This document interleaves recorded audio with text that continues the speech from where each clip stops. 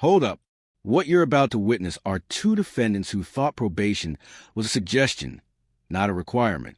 We've got a repeat thief who couldn't stop stealing even when his freedom depended on it, and a domestic violent offender who basically goes to his probation officer. One gets 16 months. The other gets 3 years. But here's the kicker. The guy who committed more crimes gets less time.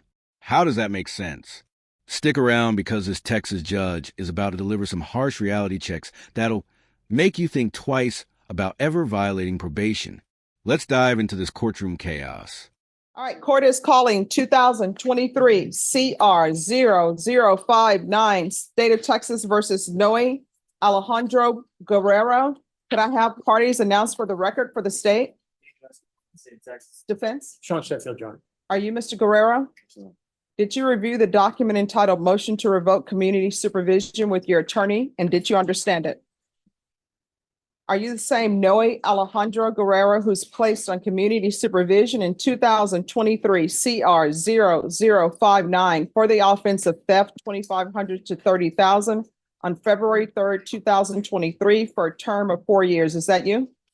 State. Violated condition number 1 on or about the 29th day of April 2024 in Bexar County, Texas. The defendant, Noe Alejandro Guerrero, committed the offense of theft in violation of condition number 1. How do you plead to that? True or not true?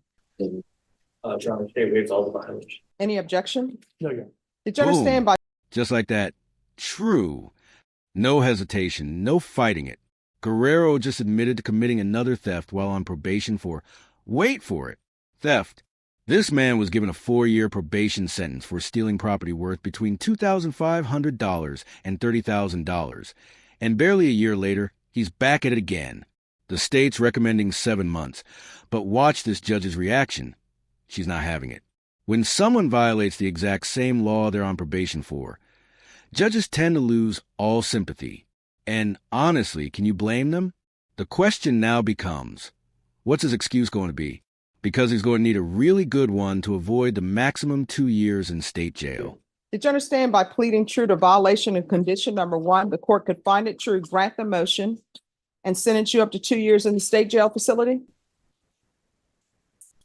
Knowing that, do you still wish to plead true to violation of condition number 1? Court will find violation of condition number 1 true. Is there a proposed agreement? Yes, ma'am. It's revocation at 7 months in the state jail.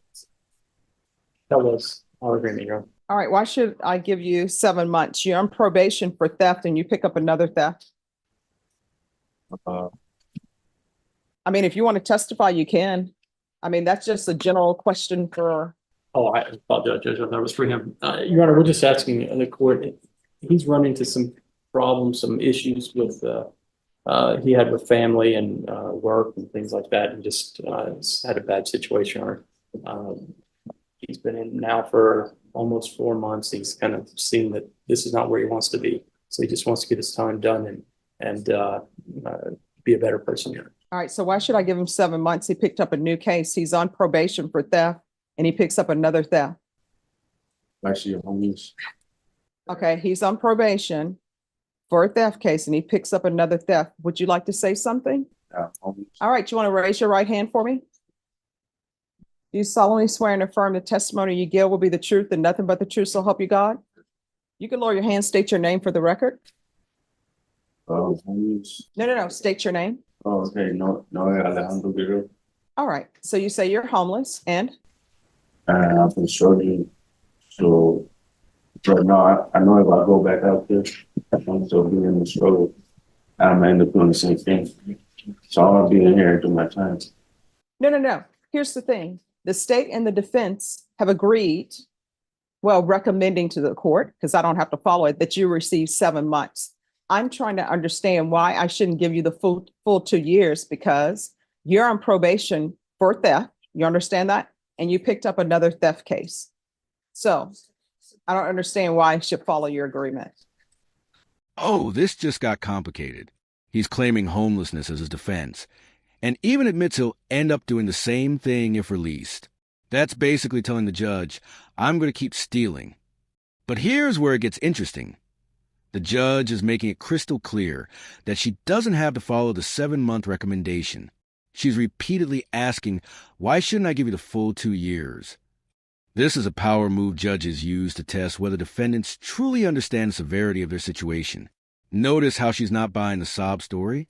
When you're already on probation and commit the same crime again, judges see that as a complete failure of the system's attempt at rehabilitation.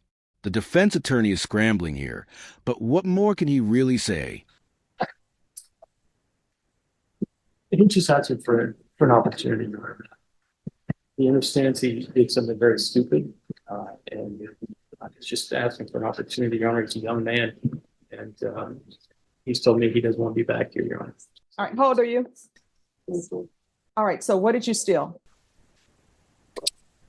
All right, so that's the new case, you stole a vehicle? All right, so you say you're on probation for stealing a car? Yep. All right, so this new number one that you pled true to, what did you steal? So, close. All right, what did he steal? Clothing from Jason. All right. Oh. So what J.C. Penney?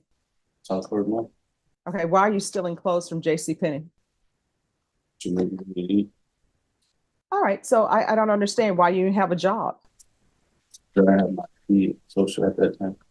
So why do you go to probation and say, hey, I'm trying to get employment and I don't have my ID? I was requiring them. So, and why didn't you go to the Salvation Army or the food bank? I have a social ID. You don't need a social, do you need a social security card to go to the food bank? You get ID for everything. Do you need, somebody help me. If I'm wrong, let me know. If I am starving and I need food and I go to the food bank, or I go to the church, or I go to Salvation Army, are people telling me they're going to turn me down because I don't have an ID? Sorry, go starve somewhere else? Is that what you're telling me? This is why I love this judge. She just demolished every single excuse in about 30 seconds flat. Let's break this down. He was on probation for stealing a CR. That's a $2,500 to $30,000 theft. And then he steals clothes from J.C. Penney. Because he doesn't have an ID to get a job, the judge is calling BS, and rightfully so. She's listing every alternative he had: food banks, churches, Salvation Army, none of which require ID for basic assistance. This is the master class in judicial accountability. She's essentially saying, you had options, you just chose the illegal one. And that question to the courtroom: does anyone know food banks to turn people away for not having ID? That's rhetorical gold. She knows the answer. Everyone knows the answer. And now Guerrero looks even worse. What's your take? Is homelessness ever an excuse for theft? This one. Anybody? Does anybody know that to be true? Truthfully, I don't know. All right. All right, I'm going to find violation of condition number one true. What have you done on probation? Just, I've been reporting stuff, so I just missed out because I did my last 2 months.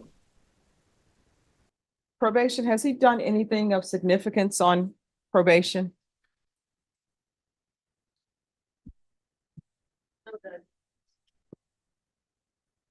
All right, they're saying you have done nothing of significance on probation. Let me see here.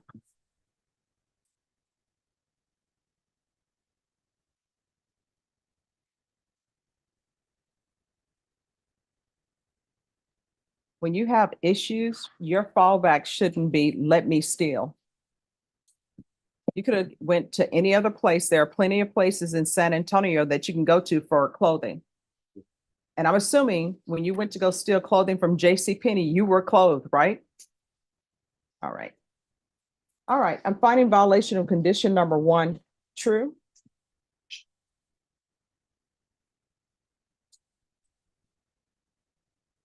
I'm going to sentence you to 16 months in the state jail facility. Give you credit for any time served. 16 months. More than double what was recommended. And that final burn, I'm assuming when you went to steal clothing, you were clothed, right? Absolutely savage.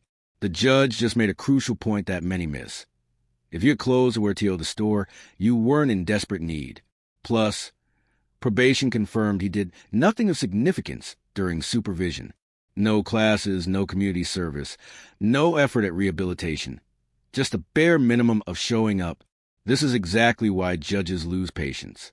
San Antonio has tons of resources for the homeless, and instead of using any of them, he chose crime. That 16-month sentence sends a clear message. Probation isn't a free pass. It's your last chance. Now, let's see how our second defendant fares. I'm going to show you what's entitled Trial Court Certification of Defendant's Rights to Appeal. Did you review that with your attorney? Did you understand it?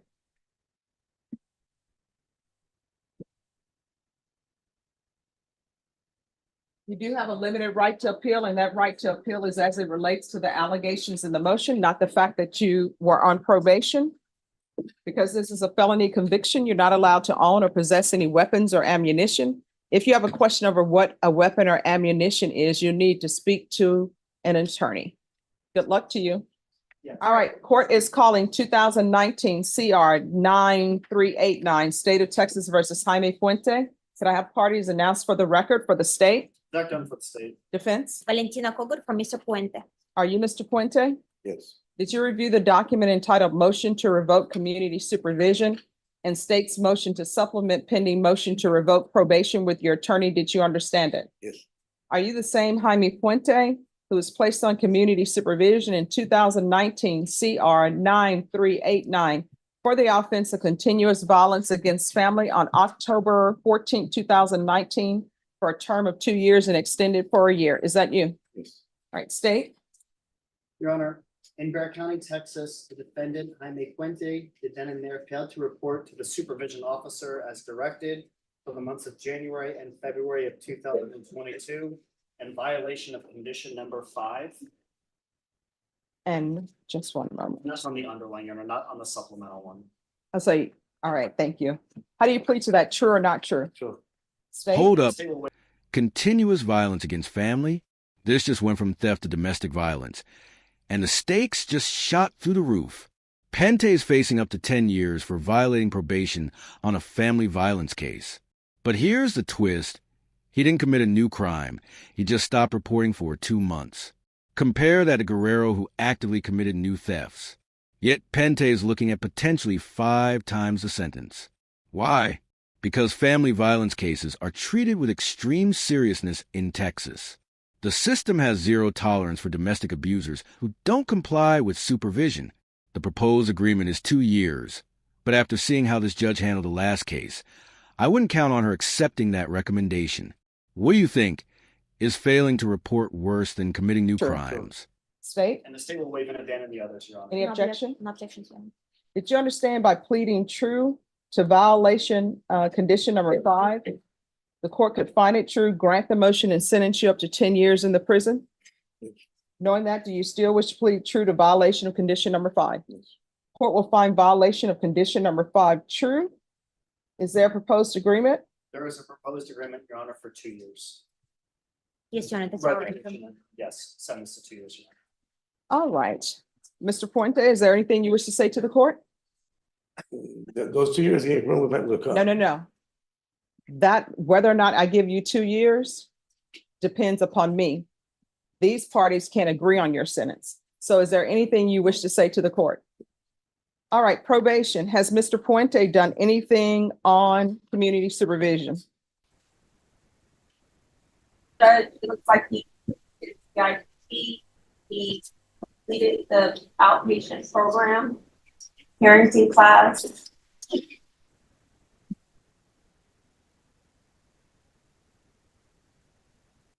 Okay. All right, you want to raise your right hand for me, please? Do you solemnly swear or affirm the testimony you give will be the truth and nothing but the truth, so help you God? You can lower your hand, state your name for the record. I can put this. All right, why are you not reporting? The reason I started reporting was because I was told that I had to be enrolled in a GED class. And then at the last minute, when it was up to 2 years, they told me I had to graduate by that time. And there's no way that I was gonna graduate within 2-3 weeks. Then I said, why am I gonna report now? And I remember my professor was telling me, it would be nice that after you finish your probation, if you didn't graduate your GED, you continue doing it on the outside. And I remember her telling me that straight out. And then now at the end, they're telling me that I had to finish my GED before my probation was over. So that's why I said that would make sense. Wait, what? His excuse for not reporting is confusion about GED requirements? Let me get this straight. Because he misunderstood one requirement about education, he decided to just stop showing up entirely? That's like saying, I was confused about my homework, so I dropped out of school. The judge is about to tear this logic apart, and deservedly so. This is actually worse than Guerrero's excuse, because at least Guerrero admitted he had a problem. Pente is basically saying there was a miscommunication, so I gave up on everything. And notice, he did complete some requirements like outpatient programs and parenting classes, so he knows how probation works. This selective compliance is exactly what judges hate most. He's picking and choosing which rules to follow. But that's No, not I don't know of any, I could be wrong. I don't think any probation officer is telling you if you don't complete your GED, then we are going to issue a warrant for your arrest. She told me that. She said it would be nice if I would continue the class after I finished the probation. In other words, I didn't have to get my GED, and I was enrolled and active on. All right, so we're back to the question, why didn't you report? That's why. Because somebody told you it will be nice after your probation is over, you They told me continue. that I didn't have to graduate my GED by that time. I didn't have to get my GED by that time. And then they turned it back on me, telling me that I had to have my GED by the end of the probation. You understand what I mean now? I do not. This is what I'm hearing from you, and if I'm wrong, correct me. You said that the person told you it would be nice after you're done with your probation that you continue with classes to complete your GED. And you said, great. And then you said they came back and said, no, you have to complete your GED by the end of your probation. And then your answer to that was, I'm going to stop reporting. Yeah, because I didn't have enough time to do it anymore. So why am I going to report? You understand what I mean? Oh, I understand what you mean. It just doesn't make any sense to me that probation would tell you that. That's what was done.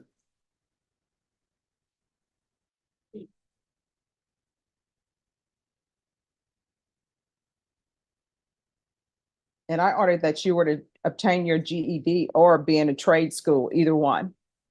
So that doesn't make sense to me. All right, this is what the court is going to do. The court is going to grant the motion. Court will sentence you to 3 years in the prison. Give you credit for any time served. There's an affirmative finding of family violence. Is there anything else with regards to the sentence? Nothing from the state. Anything for the You're defense? gonna credit for time served? Yes, I'll give him credit for any time that he served. All right, did you review the document entitled Trial Court Certification of Defendant's Rights to Appeal with your attorney? Did you understand it? All right. You do have a limited right to appeal, and that as it relates to the allegation in the motion, not the fact that you are in community supervision.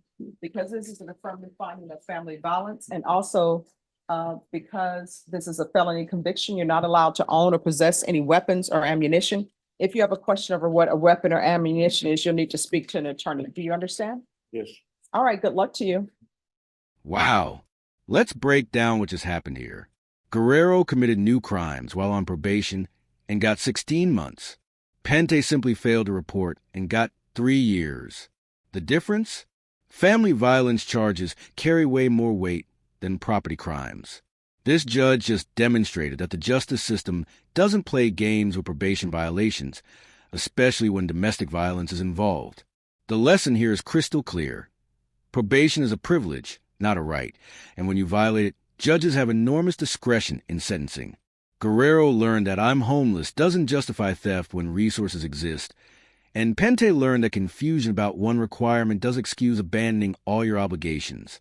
2 defendants, 2 excuses, 2 harsh realities. If you found this courtroom breakdown as jaw-dropping as we did, smash that like button. Drop your thoughts in the comments. Do you think these sentences were fair? And don't forget to subscribe and hit the notification bell for more intense courtroom coverage where justice is served raw and unfiltered. Until next time, remember, probation is your second chance, not your second, third, and fourth.